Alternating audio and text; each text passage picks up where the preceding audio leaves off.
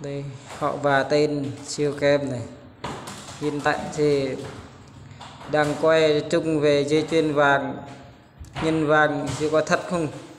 Giờ tôi sẽ mời cho mọi người xem nhé.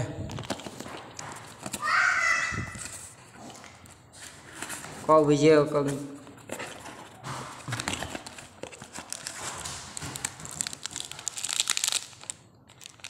nhân thật, nhưng mà không biết vàng giá thì đây cũng nhân.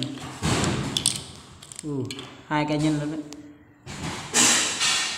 Vàng da hay vàng thật mình không biết đâu, nhưng mà như bằng mắt không nhìn được, nhưng mà trong vàng thật. Chưa đi đo thử cho biết. Hai cái nhân luôn, bấm cho chơi đấy mọi người,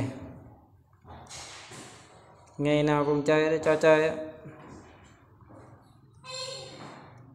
Hiện tại nó mới về, mới chung về nhà đem vào đây này.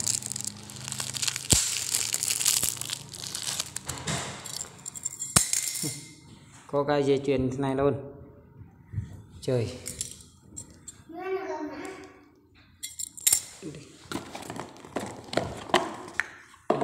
Có cả đồng hồ đeo tay luôn này. Ok rồi, lụ lê thì có đồng hồ được rồi. Mất phí 170.000 thôi mọi người ạ.